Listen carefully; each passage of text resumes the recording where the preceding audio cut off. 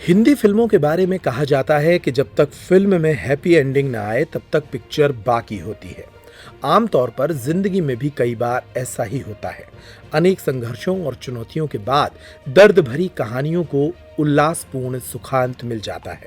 छतरपुर के अनाथ और बेसहारा लोगों के संस्थान निर्वाणा फाउंडेशन में पिछले 2 साल से जीवन यापन कर रही श्रद्धा पांडे के साथ भी ऐसा ही कुछ हुआ। श्रद्धा को आखिरकार अपने दर्दनाक पलों से आजादी मिल गई और अब वह एक दुल्हन बनकर अपने इस फाउंडेशन नुमा घर से वापस ससुराल जा रही हैं। लगभग 40 साल की श्रद्धा पांडे 2 साल पहले निर्वाणा फाउंडेशन में आई थीं। तब उनके हालात काफी खराब थे। निर्वाणा फाउंडेशन के संचालक संजय सिंह ने बताया कि 40 साल की श्रद्धा पांडे ने कम उम्र में अपनी मां को खोया, फिर पिता की मौत हो गई, मानसिक अस्थिरता बढ़ गई, सड़कों पर भीख मांगी, खाना नहीं मिला। जिंदगी में वो सब हुआ जिसे बुरा कहा जाता है, लेकिन पिछले 2 वर्षों में निर्वाणा फाउंडेशन में रहकर उसके हालात सुधर गए। अब श्रद्धा की शादी दमोह जिले के बहोरीबंद से हो रही है। 27 जून को उसका विवाह एक शासकीय सेवक के साथ तय हुआ है, इसलिए विवाह के एक दिन पहले उसे निर्वाणा फाउंडेशन से दुल्हन की तरह विदा किया गया। निर्वाणा फाउंडेशन के संचालक संजय सिंह, उनकी पत्नी अपराजिता अपनी बेटी की इस विदाई पर खूब रोईं। बच्चों ने पुष्प वर्षा की और एक दुल्हन अपने इस आशियाने से ससुराल की ओर चल पड़ी। आज हम अपनी निर्वाणा फाउंडेशन की एक बिटिया को विदा कर रहे हैं, जिसका नाम श्रद्धा पांडे है और वो 2 साल पहले निर्वाणा फाउंडेशन में आई थी। वो एक मानसिक महिला थी जो पिछले 5 सालों से दमोह में लावारिस फैलती थी, क्योंकि उसने बचपन में अपनी माँ को खो दिया था। उसके माँ को के बारे में कुछ याद नहीं है। पिता थे जिन्होंने पाला पोसा, और इस बिटिया के लिए इनके पिता ने दूसरी शादी भी नहीं की, क्योंकि उनको लगता था कि हम ही इस बच्ची को, माँ है इसी के पिता हैं, तो पालते पोसते थे। इसके पिता दमोह के वन विभाग में काम करते थे, लेकिन 7 साल पहले कुछ बीमारी की वजह से उनका स्वर्गवास हो गया था और उसके बाद ये बिटिया अकेली पड़ गई थी। और पिता से बहुत ज़्यादा लगाव होने के कारण उसको बहुत धक्का लगा था, बहुत सदमा लगा था, फिर डिप्रेशन में चली गई थी और कुछ वहाँ अनहोनी हुई जिसकी वजह से उसको जेल भी जाना पड़ा। फिर जेल से उनको ग्वालियर के मेंटल हॉस्पिटल में भेजा गया, फिर वापस ये जेल आई, फिर मानवीय तौर पे इनको छोड़ दिया गया। लेकिन जब वापस बिटिया जब अपने घर गई, क्योंकि सरकारी घर में रहते थे, घर ढह चुका था, सब कुछ ख़त्म हो चुका था, इसके पास कुछ रहने का सहारा नहीं था। ये अकेली अपने जीवन का संघर्ष करती रही, सबका ताने सुनती रही, सड़कों पे फिरती रही, भूखे प्यासे मरती रही। अकेला देख के लोग इसको शोषण भी करते थे, बहुत सारी चीज़ें इसके साथ होती थी जो नहीं होनी चाहिए एक महिला के साथ। और ये उसने 5 साल सड़कों पे झेला था, बहुत दुख तकलीफ झेली थी। लेकिन वहाँ कुछ बुजुर्ग लोग थे, रिटायर लोग, सब अध्यापक और डिप्टी कलेक्टर लोग ब्राह्मण समाज के थे, क्योंकि ये ब्राह्मण समाज से बिलोंग करती हैं। तो उन लोगों ने इसके लिए बीड़ा उठाया कि इसके लिए कुछ किया जाए, इनको पुनर्वास किया जाए, कहीं रखा जाए ताकि सुरक्षित रहें। तब वहाँ इन लोगों ने महिला बाल विकास अधिकारी से बात की, जिन्होंने हमसे फ़ोन से बात किया, उनको निर्वाणा के बारे में किसी ने बताया।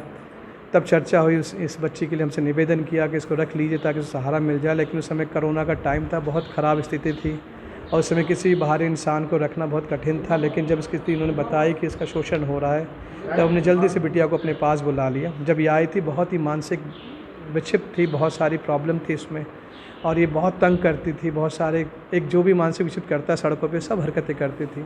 1 साल हम लोगों ने बहुत सहा झेला, लेकिन हमारे लिए ये था, एक उम्मीद थी कि बिटिया को ठीक करना है, इसका नया जीवन देना है, क्योंकि ये बिटिया ने 10वीं पास की है, बहुत अच्छी होशियार बिटिया है और इसको सब कुछ आता है। गृहस्थ जीवन जीती थी, पिता के लिए खाना बनाना, उसका देखभाल करती थी अकेले में। तो यही निर्णय लिया गया कि इसको रख के ठीक करना है, किसी भी कीमत पे करना है।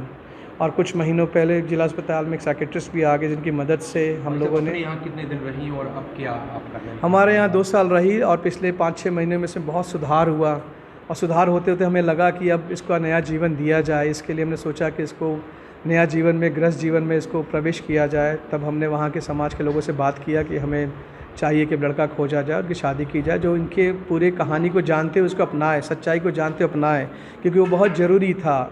और जो लड़का खोजा गया उसको सब बताया गया, उसके बाद वो इनको शादी करने के लिए तैयार हैं। तो आज जो बिटिया है यहाँ से विदा होगी, कल इसकी शादी है, विवाह है, वहीं दमोह के आगे शिव जी का मंदिर है, वहाँ इनका विवाह होगा।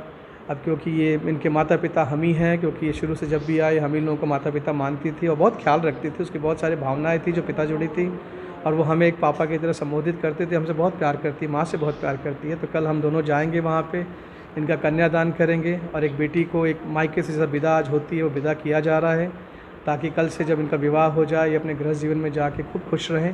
यही हम लोग का आशीर्वाद है और जो उन्हें दुख झेला है उनके जीवन में कभी ना आए। इस मौके पर श्रद्धा ने भी खुशी व्यक्त की।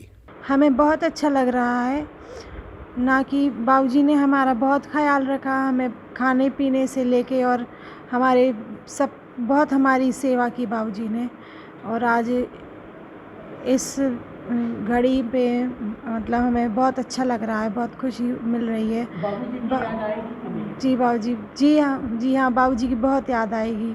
मम्मी पापा से भी बढ़ के बढ़ बाबूजी ने किया। जी बाबूजी जी कितने दिन पहले आए?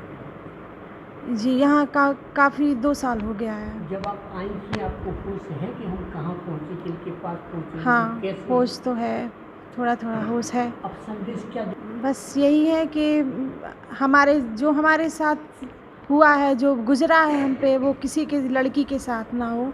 सबको खुशियाँ, जैसे हमें खुशियाँ मिले वैसे सबको खुशियाँ मिले।